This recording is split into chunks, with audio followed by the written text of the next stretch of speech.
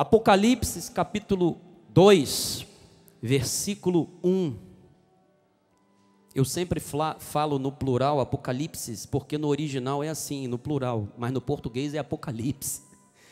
Ao anjo da igreja em Éfeso, estas coisas diz aquele que conserva na mão direita as 7 estrelas e que anda no meio dos 7 candeeiros de ouro.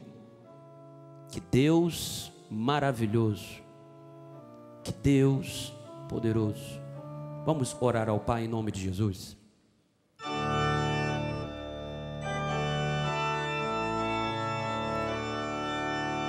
Soberano Deus, o Senhor da igreja, aquele que anda no meio dos 7 castiçais, no meio dos 7 candeeiros de ouro, aquele que tem as 7 estrelas na palma da sua mão, que tem o governo, que exerce este governo com amor, mas também com autoridade. Aqui estamos, ó Pai, sedentos pela Tua palavra, sequiosos de ouvirmos a Tua verdade. Estamos necessitados deste pão fresco, porque sabemos que a nossa jornada é muito longa e acreditamos que esta palavra renovará o nosso ânimo e multiplicará as nossas forças, para que esta semana, mais uma etapa da visão de Deus, mais uma etapa desta visão preciosa, se manifeste nas nossas vidas. Senhor, que o nosso coração, que é boa terra, receba esta palavra e que ela venha gerar frutos para a glória do Teu nome, em nome de Jesus. E os eleitos de Deus digam amém. Obrigado, Bispo Químio. Deus seja louvado, profeta dos teclados. Igreja do Cordeiro, lavados e remidos no sangue de Cristo. Aqueles que são revestidos de Cristo, que têm vestes de louvor, que há júbilo nos seus corações. Aqueles que têm azeite na sua botija. Aqueles que estão vinculados na videira verdadeira, que é Jesus Cristo. João estava exilado em Patmos, em decorrência de uma forte perseguição de Roma. A igreja de Jesus recebe uma revelação do Cristo glorificado, dos acontecimentos do passado, do presente e do futuro. Hoje veremos de forma especial o cuidado que o Cordeiro, mas o supremo pastor e bispo das nossas almas, tem com a sua igreja. Veremos também a perfeição do seu sacrifício. Veremos a missão que ele delegou à sua igreja, sua representante nesta terra. Os embaixadores do reino, os dispenseiros dos mistérios de Deus, os mordomos da graça de Deus. Nós temos um chamado, nós temos uma missão, e esta palavra também se aplica a todos os obreiros envolvidos nesta seara. Jesus uma vez ele disse: a seara é grande, mas poucos são os trabalhadores. E o Espírito conclama, está arregimentando. Portanto, amados, você que está aí no banco, que também é ovelha, Deus está te chamando para servi-lo também no ministério. Deus tem um chamado especial na tua vida. Deus quer que você participe deste corpo ministerial que tem buscado a reprodução do verdadeiro testemunho do Senhor nas nossas vidas. Tudo isto implica em nosso testemunho. Primeiro ponto, o Apocalipse, ele não é um livro de história ou de história. O Apocalipse, ele é atual. As coisas que vistes, volta lá, Joás, Apocalipse capítulo 1, versículo 19. Escreve, pois, as coisas que viste, ou seja, o passado, as que são presente, os capítulos 2 a 3 de Apocalipse, as coisas que viste, o capítulo 1, as coisas que são, o capítulo 2 a 3, e as que hão de acontecer, do capítulo 4 ao verso 20, ao capítulo 22. O que tornam a leitura do livro do Apocalipse fundamental para entender a sua missão nestes últimos dias. E ele diz: as que são e as que hão de acontecer, e depois destas. O livro do Apocalipse, ele não é um livro de fábulas, não é mitologia cristã, não são contos da carochinha, me perdoe a forma de falar, mas é a verdade de Deus. 2 de Pedro, capítulo 1, versículo 15. Pedro, em um esforço, no seu testemunho, daquilo que ele foi testemunha ocular, então veja, precisamos testemunhar daquilo que o Evangelho fez nas nossas vidas, daquilo que o Evangelho está fazendo nas nossas vidas, e o que o Evangelho fará também no futuro e também na eternidade. Mas de minha parte, esforcei-me diligentemente por fazer que a todo tempo, mesmo depois da minha partida, conserveis lembrança de tudo. Pedro sabia que o momento do seu martírio estava próximo, e ele procurou ao máximo divulgar, testemunhar aquilo que os seus olhos viram. Versículo 16: porque não vos demos a conhecer o poder e a vinda de nosso Senhor Jesus Cristo, seguindo fábulas, engenhosamente inventadas. Há quem diga que a Bíblia é um conto de fadas, que o Gênesis é um conto de fada, que é algo engenhosamente da mente humana, a fim de convencer o ser humano de algo que só pode ter-se o entendimento através da revelação do Espírito Santo. Paulo, ele havia dito: o homem natural não entende as coisas do Espírito, porque elas se discernem espiritualmente. Então, Pedro continua: mas nós mesmos fomos testemunhas oculares da sua majestade, pois ele recebeu da parte de Deus Pai honra e glória, quando pela glória excelsa lhe foi enviada a seguinte voz: este é o meu filho amado, em quem me comprazo. Ora, esta voz vinda do céu, nós a ouvimos quando estávamos com ele no Monte Santo. Então Pedro estava dizendo o seguinte: olha, tudo o que nós pregamos para vocês aconteceu de fato, foi real.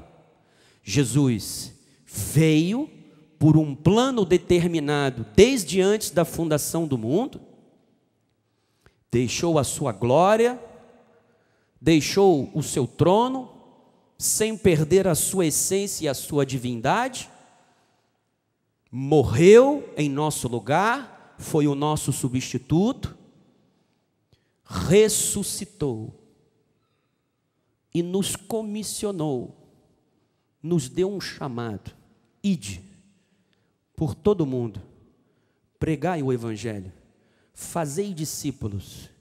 E é isto que a igreja precisa fazer. E Pedro está falando, tudo isto nós atestamos que é real. Ou seja, um testemunho, ele só é válido com quem realmente vivenciou aquilo de que ele está declarando, do que ele está testemunhando.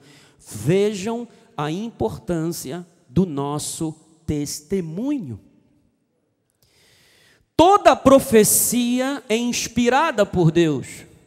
Nós precisamos dar crédito à palavra do Senhor. Ela não é algo engenhosamente confabulado pelos homens. Temos assim tanto mais confirmada a palavra profética, e fazeis bem em atendê-la. A palavra profética, ela é como uma candeia que brilha em lugar tenebroso. Amados, a igreja de Jesus tem um chamado profético: ser luz. Nós não estamos aqui para escurecer mais ainda a sociedade do que ela já está. Nós estamos aqui neste mundo, mas não somos parte desse mundo. Nós somos o sal da terra. E Pedro está falando, é como uma candeia que brilha em lugar tenebroso. Ou seja, Deus nos chamou para brilharmos. Ele quer que você sirva de luz para quem está no escuro, até que o dia clareie e a estrela da alva nasça em vosso coração. Versículo 20: sabendo primeiramente isto, que nenhuma profecia da Escritura provém de particular elucidação.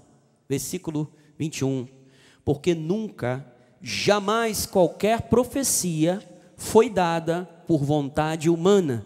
Entretanto, homens santos falaram da parte de Deus, movidos pelo Espírito Santo. Ou seja, Pedro está certificando que as Escrituras foram escritas por inspiração do Espírito de Deus, o Espírito da profecia.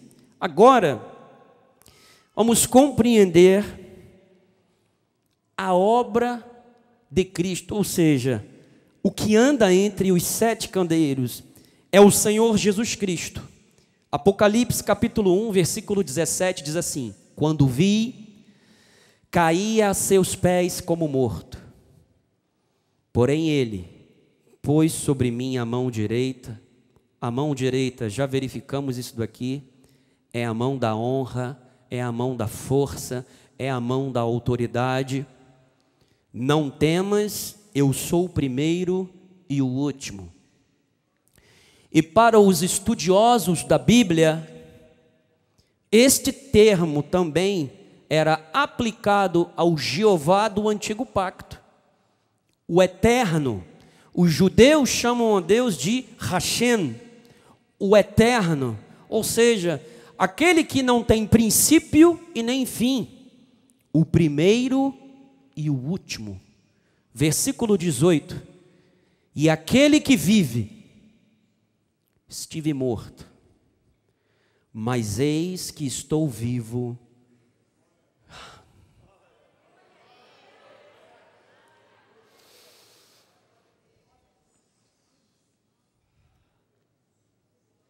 E Ele está aqui nessa noite. Mas eis que estou vivo pelos séculos dos séculos e tenho as chaves da morte e do inferno. A morte não nos assusta mais. Ele venceu a morte, ele subjugou o inferno, e ele está dizendo para você: não se preocupe, vou preparar-vos uma morada. Não se assuste com a morte.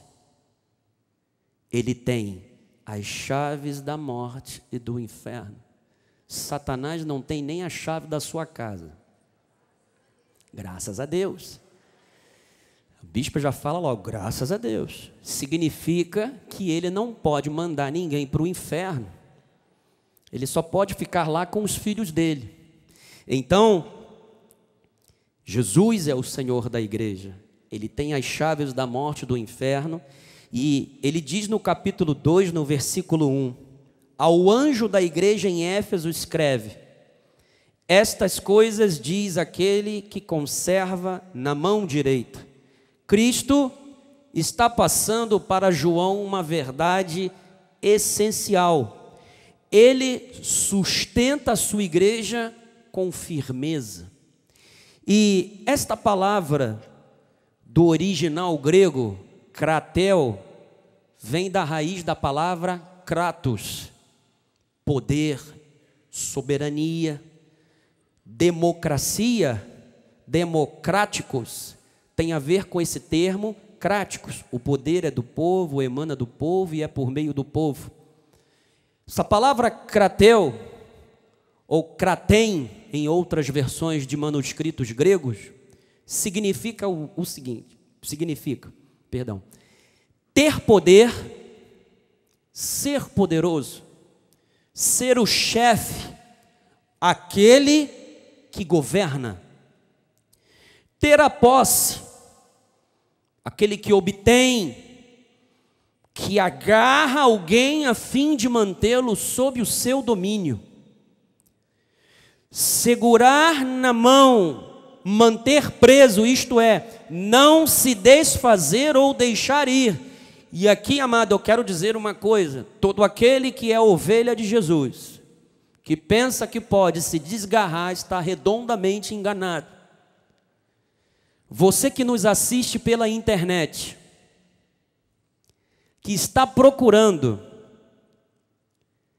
ou que está se escondendo de Deus, não tem escapatória. Você está nas mãos dele, para as mãos dele você retornará. E ele continua dizendo no original, não se desfazer ou deixar ir, manter cuidadosamente e fiel. Ou seja, meu amado, ele sustenta com firmeza as nossas vidas. Por mais que as lutas, que as dificuldades venham a aparecer ou se insurgir contra a sua vida, saiba que ele sustenta a sua igreja com firmeza. Ele traz estabilidade e segurança para a sua vida. E isto traz ao nosso chamado o quê? Paz. Apocalipse 2:1, ele continua falando, as 7 estrelas. O que são as 7 estrelas? São os anjos, são os pastores das igrejas. Cristo é o cabeça da igreja. E aqui, amados, algo muito interessante. As cartas do Apocalipse foram escritas a anjos, pastores devidamente estabelecidos por Deus. As cartas do Apocalipse não foram escritas, para grupos que se reúnem sem uma liderança pastoral que esteja exercendo sobre elas o pastorado. Ele está dizendo, olha, escreve ao anjo da igreja de Éfeso. Ele não está falando, escreve para aquela irmãzinha ou para aquele irmãozinho que está com o joelho praticamente esmiuçado de tanto ficar de joelho para se vangloriar. Mas ele está dizendo, escreve ao anjo. Nós temos um anjo, um líder, que é o apóstolo, Miguel Ângelo, a quem nós estamos debaixo de uma liderança de Deus. E aqui estamos para servir a Deus. Portanto, anjos são pastores, não são seres angelicais que estão em cada igreja, são homens que Deus estabeleceu por liderança. Logo, quando alguém quiser chamar você para um estudo bíblico em casa, a primeira coisa que você tem que perguntar é: quem é o vosso pastor? Não, nós não temos pastor. Nosso pastor é Jesus. Então, amado, glória a Deus. Arruma outro bolo de laranja para outra pessoa. Sai fora. Quem não está submetido a uma liderança espiritual, não está submetido a Deus, não está ligado ao corpo, sai fora.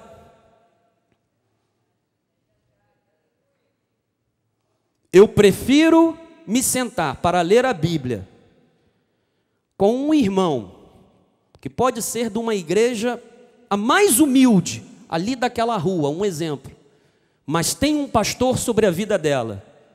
Eu posso conversar. Ela está sendo pastoreada. Há alguém que orienta, há alguém que a instrui, mas há alguém que a corrige. E tem muitas pessoas que não querem ser corrigidas por Deus. Então, insurgem-se contra a verdadeira sabedoria, porque Provérbios diz que quem é solitário insurge-se contra a verdadeira sabedoria. A igreja é um corpo. Todos nós estamos aqui, um vinculado ao outro por Cristo, sem olhar para o homem, mas para Cristo. Então, Efésios 5:23, perdão, Joás, volta lá, Apocalipse 1:20. Quanto ao mistério das 7 estrelas que viste na minha mão, outra coisa, regra de hermenêutica, a Bíblia se auto-interpreta. Você não precisa ficar 200 horas procurando o entendimento de algo que a própria Bíblia já está dizendo. O mistério das 7 estrelas que viste na minha mão direita e aos 7 candeeiros de ouro. As 7 estrelas são os anjos das 7 igrejas. A Bíblia se auto-interpreta.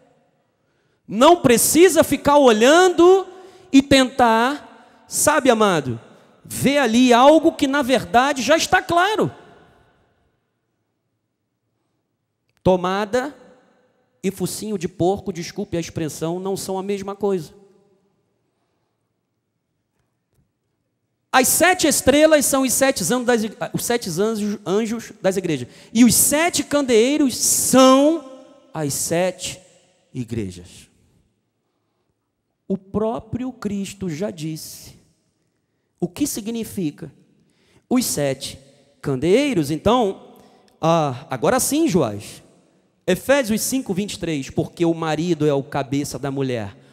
Como também Cristo é o cabeça da igreja, sendo este mesmo o Salvador do corpo. Então a igreja é um corpo, eclesia ou eclésia, um ajuntamento solene. Aqueles que foram tirados do mundo para estarem reunidos em adoração e louvor a Deus. Como é que agora cada um fica dentro da sua casa e diz: eu sou a igreja? Se você foi tirado, sabe, do império das trevas para um ajuntamento solene, chamados para fora, sai do mundo e vem para cá. Então as coisas hoje estão sendo invertidas. As pessoas estão dando um jeito na teologia para forçarem um evangelho a ser contextualizado com um sentido que ele não tem e não nos garante essa orientação.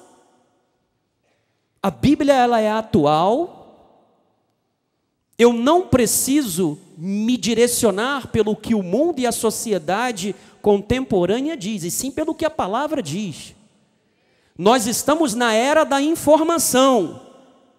Informação não é conhecimento, informação são dados. Atenção com as informações que você tem recebido. Não significa conhecimento. Quem é que está dando a informação? Sabe do que está falando? Tem base bíblica do que está falando? Tem alguém como liderança por detrás daquela pessoa que está falando? Porque ela tem que estar sendo orientada por ninguém. Ninguém é orientado automaticamente por si mesmo. Então, versículo 1 de Apocalipse 2, volta lá, Joás. E o que anda no meio dos 7 candeeiros, o próprio Cristo já falou, os 7 candeeiros são as 7 igrejas que estavam na Ásia. E os 7 castiçais, o número 7 significa perfeição, plenitude. É a igreja plena, não é uma igreja específica, mas sim todo o corpo de Cristo à volta do mundo. As igrejas de todas as eras e épocas. A presença de Cristo precisa ser adorado. Cristo precisa ser louvado. Ele está no meio, mas ele também anda. O que significa isso, bispo? Cristo está em ação. Movimento implica em ação. Ele anda por meio da sua igreja e ele sonda os corações. Ele conhece as nossas obras, todas elas. Ele conhece. Então, a Bíblia diz que o homem espiritual, quando ele é totalmente orientado pela palavra, ele não julga e não é julgado por ninguém. Mas quando este homem espiritual não se auto-julga, ele é julgado por Deus para não ser condenado pelo mundo. Ou seja, o Senhor, para todas as igrejas, com exceção de 2, ele aplicou um juízo, ele fez um diagnóstico. E ele constatou que havia algumas coisas que precisavam ser mudadas. E não foi diferente com a igreja de Éfeso, que havia abandonado o quê? As primeiras obras, o seu primeiro amor. Portanto, o mesmo Cristo que faz o diagnóstico, ele corrige. E amados, correção de Deus, já dizia Paulo aos Hebreus no capítulo 12, no início, não deveria de ser algo que nos trouxesse alegria, mas de reflexão. Deus somente corrige e disciplina os seus filhos. Se existe alguém dentro da igreja que nunca teve uma correção em momento algum, amados, pare e faça uma autoanálise. Porque você é filho de Deus e com certeza já teve alguma coisa que você precisou de uma correção. Todos nós precisamos da correção de Deus. Para sermos o quê? Participantes da sua santidade. Então, cremos na transcendência de Cristo, ou seja, na sua existência, na sua eternidade. Mas não vivenciamos a sua imanência, ou seja, a sua presença. E Ele quer ser adorado, Ele quer ser louvado, Ele quer ser engrandecido. Quando Cristo está no meio do seu povo, Ele quer ser adorado. Por isso é que quando louvamos, louvamos com entusiasmo, com alegria, porque Ele está no nosso meio. Ele esteve morto, mas Ele reviveu e Ele está aqui conosco. Bispo, mas eu não consigo enxergar Jesus, amado. Eu vejo Jesus em cada um de vocês. Eu também quero muito ver Jesus, pessoalmente, mas não hoje. Graças a Deus, mais uma vez, não é, bispo? Então, aqui a palavra de Deus diz que quem viu a Deus jamais permaneceu vivo. Então, fisicamente, amado, por favor. Mas eu vejo Deus na sua vida. Eu vejo Deus operando e agindo na sua vida. Amém? Então, Colossenses 1:13, Apocalipse 1:13. E no meio dos candeeiros, um semelhante a filho do homem, com vestes talares e cingido. Joás, pede para colocar no vento. Agora sou eu que estou pedindo arrego. Nossa, está um vento gelado aqui. As pontas dos meus dedos estão roxas, misericórdia.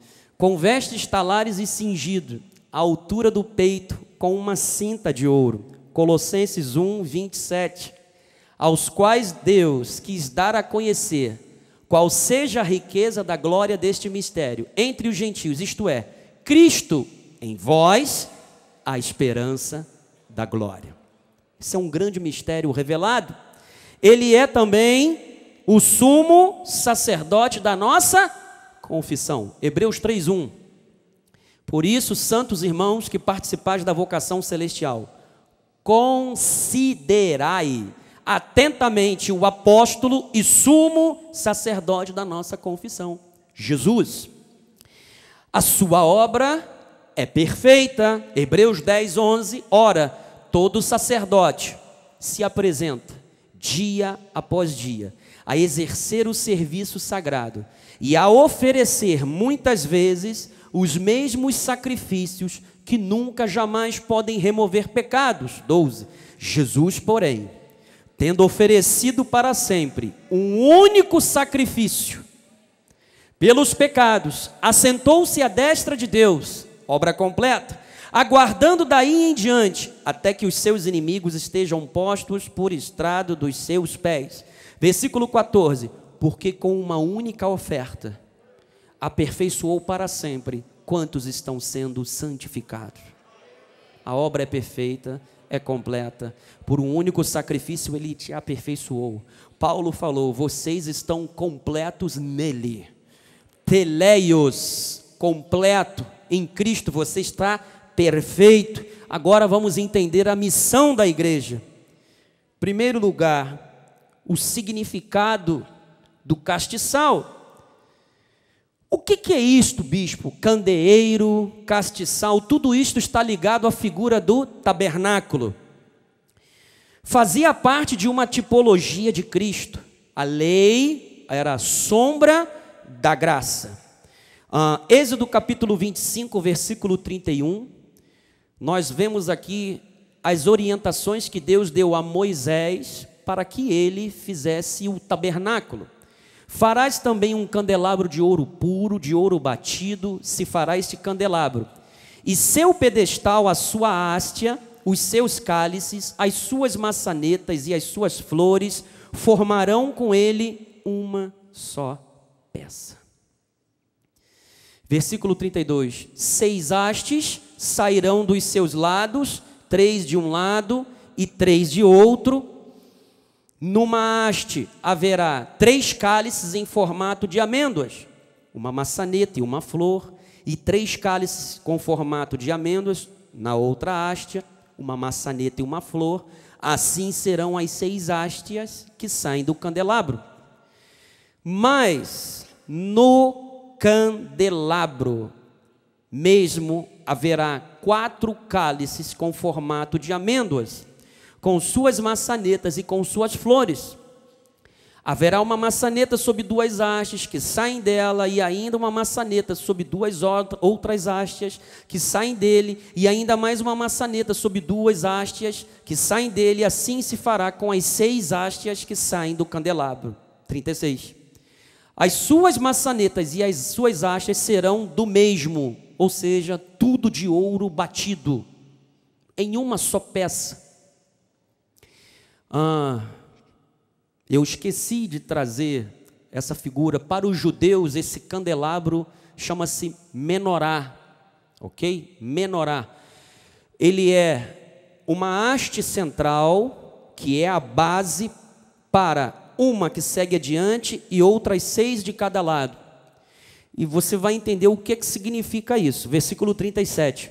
Também lhes fará 7 lâmpadas aos quais se acenderão para alumiar defronte dele. 38.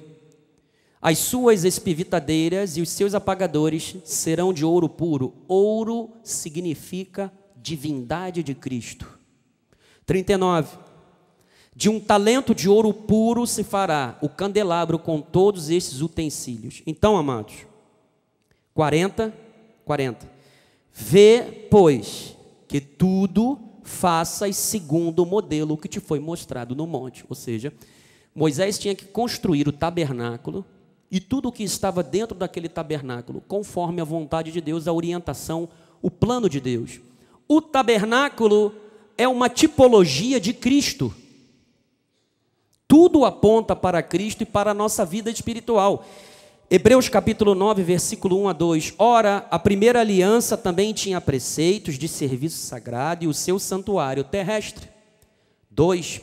Com efeito, foi preparado o tabernáculo, cuja parte anterior, onde estavam o candeeiro, que é o castiçal, e a mesa, e a exposição dos pães, e se chama o santo lugar. Capítulo 10, verso 1.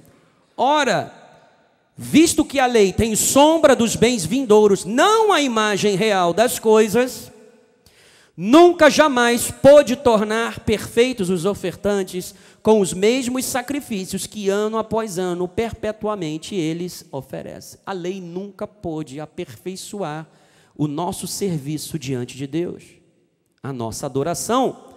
Logo, como um símbolo da igreja, ou seja, o candeeiro, ele era um símbolo da igreja de Jesus para ser luz neste mundo, para trazer o quê? O conhecimento de Deus. Mateus capítulo 5, versículo 14. Vós sois a luz do mundo. Jesus está falando de você, igreja do Senhor, que é candeeiro, que é castiçal nesta terra. Não se pode esconder a cidade edificada sobre um monte, nem se acende uma candeia para colocá-la debaixo do alqueire, mas no velador, e alumia a todos os que se encontram na casa. Assim, brilhe também a vossa luz diante dos homens, para que vejam as vossas boas obras e glorifiquem a vosso Pai que está nos céus. Testemunho de Jesus. Trazer conhecimento de quem é Deus. Sabe, o que é castiçal e o candeeiro, afinal de contas, bispo? Era uma peça de ouro puro batido com 7 pontas ou extremidades, que serviam de lâmpadas para iluminar. O seu significado é para testemunhar, trazer luz. Foi para isto que Cristo nos tirou do mundo. Não é para ficar ligando para a casa dos irmãos e falar, olha só, você precisa ir para um ministério que você se identifique. Negativo. Testemunho de vida. O que Deus fez na sua vida. Como Ele te transformou. Luz é para trazer conhecimento de Deus. Não é para trazer divisão. Não é para criar confusão na cabeça das pessoas. Não é para tentar rachar o corpo de Cristo, porque quem faz isso é Satanás, através do orgulho, através da vaidade. Mas nós estamos aqui para brilhar, e Jesus falou, olha, as vossas boas obras, para que Deus seja glorificado. Se um ímpio erra, amado, as pessoas não estão nem aí. Agora, vamos eu e você errar. Olha o crente, está lá, ó. Outro dia estava dando graça e paz, agora está dando um mau testemunho.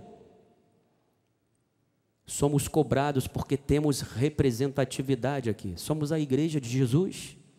As lâmpadas eram abastecidas com azeite puro batido. Amados, nós precisamos da comunhão com o Espírito Santo. Ele é o azeite que alimenta a nossa existência. A razão de ser da igreja. Ele é a nossa luz.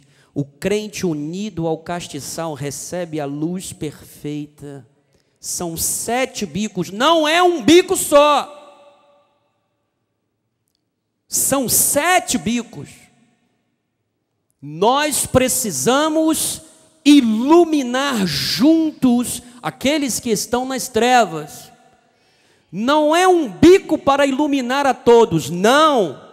Jesus é a haste central, Ele é a base dos 7 bicos, unidade. 7 para iluminar e não um, a igreja é um corpo. Para testemunhar a Cristo e do seu poder. Êxodo 27, 20. Ordenarás aos filhos de Israel que te tragam azeite puro de oliveira, batido para o candelabro, para que haja lâmpada acesa. Continuamente.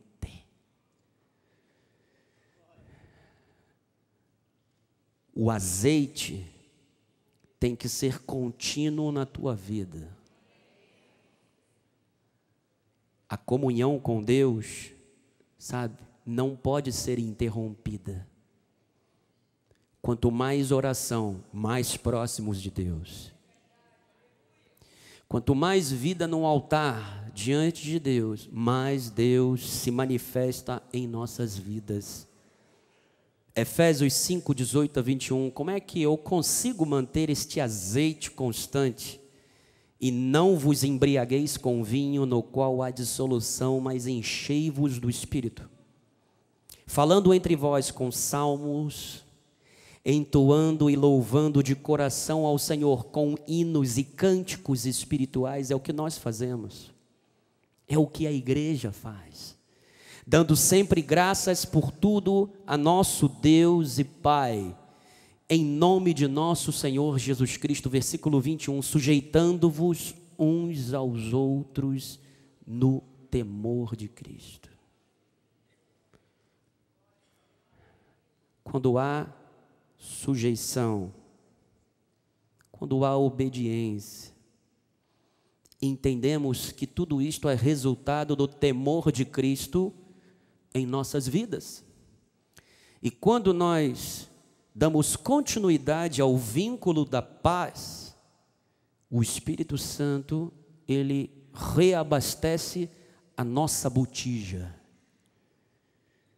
com unção, com autoridade. Tudo isto está na sua vida, mas não pense que isto acontece quando você bem entende. Isto passa por se submeter a Deus, através da palavra, através da vida de oração.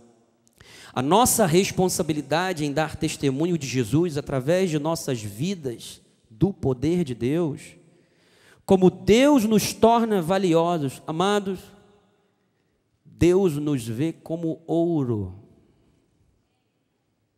O candelabro, ele era feito de 1 talento de ouro batido.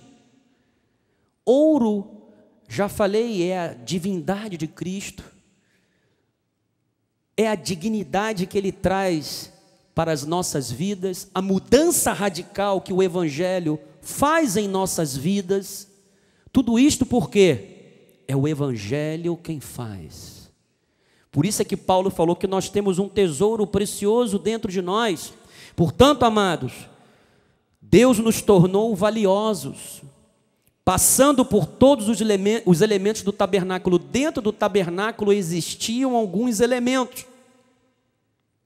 Por exemplo, lá existia um altar de cobre. O que isso significa? A nossa reconciliação com Deus, a nossa conversão a Cristo. A pia, onde eles banhavam o cordeiro, significa o que? A separação do pecado. Nós fomos lavados pela palavra. A palavra já nos tornou o quê? Limpos.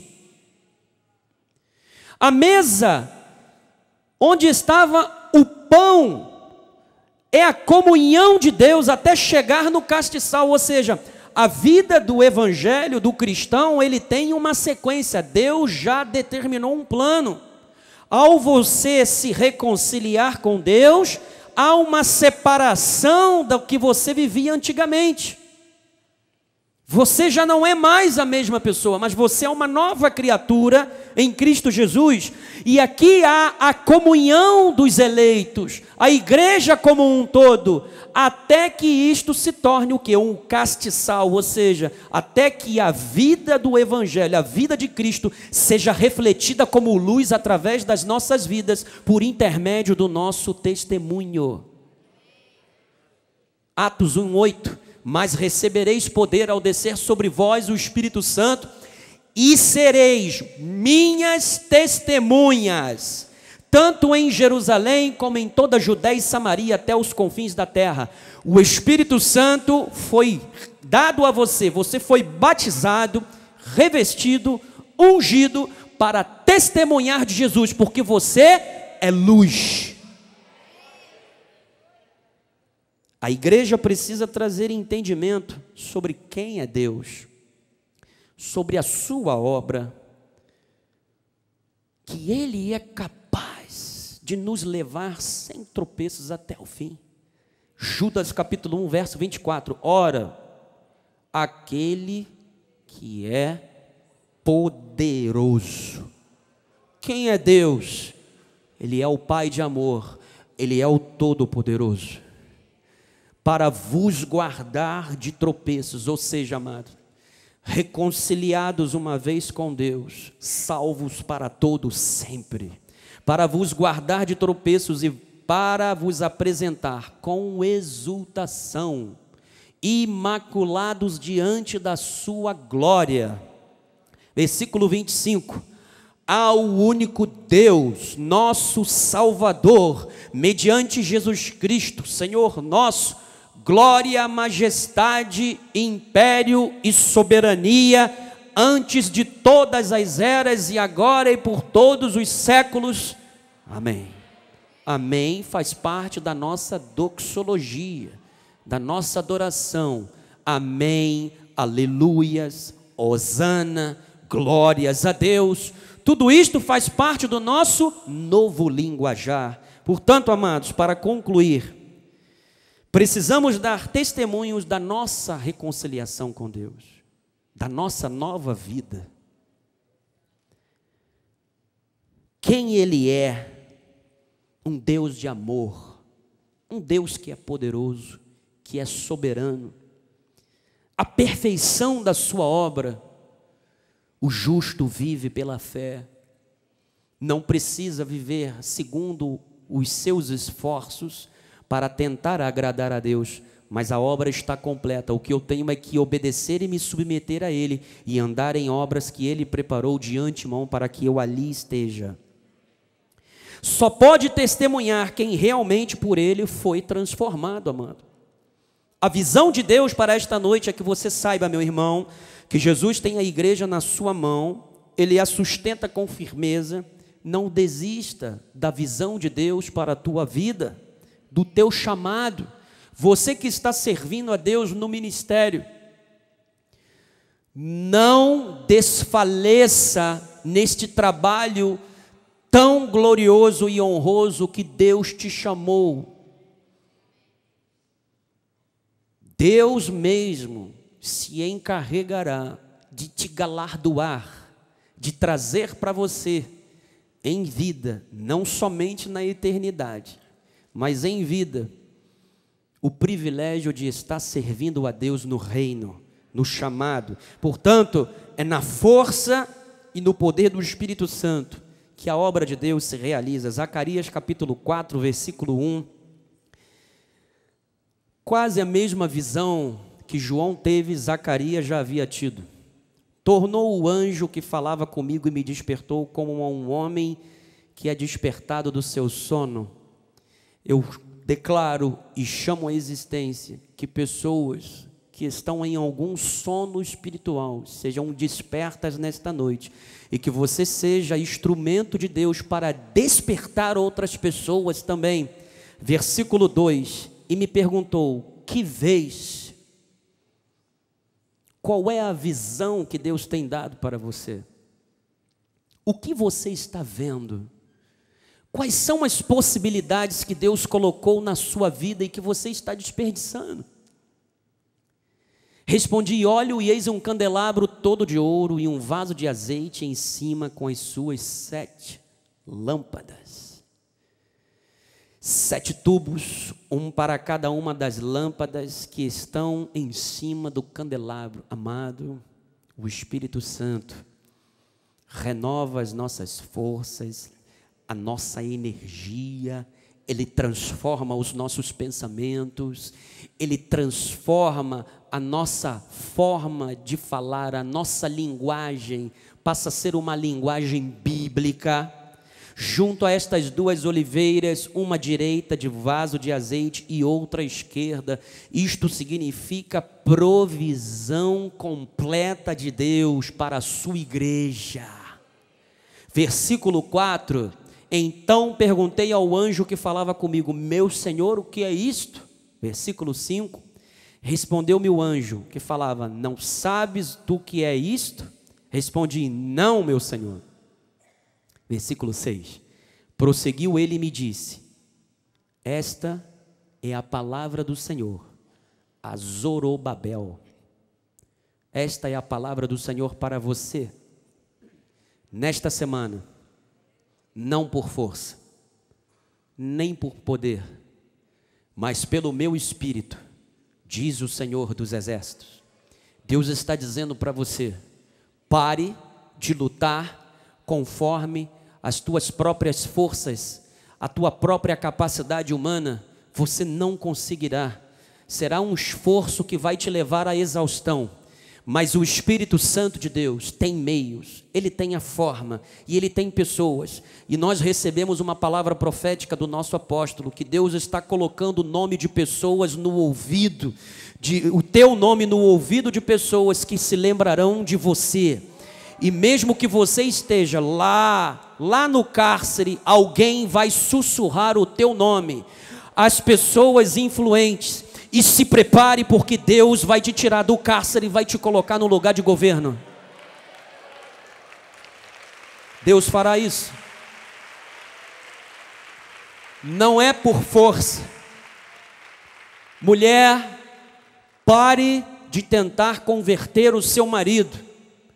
Homem, pare de tentar converter o seu filho. É pelo Espírito de Deus, é pela oração, pelo poder de Deus, não é segundo as nossas forças. Versículo 7. Quem és tu, ó grande monte? Qual é a tua impossibilidade? Quem é que se interpôs entre você e a visão de Deus para a tua vida? Diante de Zorobabel serás uma campina, porque ele colocará a pedra de remate. Zorobabel estava tentando reconstruir o templo, e ele já estava no 12º ano, e muitos estavam desprezando o que Zorobabel estava fazendo, mas Deus está dizendo o seguinte: Ele colocará a pedra de remate. Amado, você não veio aqui para ficar pelo meio do caminho. Se Deus te inspirou para algo que você tenha que fazer, Ele levará você até o fim. Você colocará a pedra de remate. O que é pedra de remate? Na antiga construção, está aqui o nosso arquiteto, a pedra de remate era aquela que finalizava a obra. Deus está finalizando uma grande obra na tua vida esta semana. Há uma grande obra que Deus está fazendo na tua vida. Ele mesmo se encarregará de, através de você, assentar a pedra de remate. E Ele está dizendo: em meio a aclamações haja graça, e graça para ela não é pelas obras da lei, não é por força, mas é por graça, é pelo meu Espírito, diz o Senhor.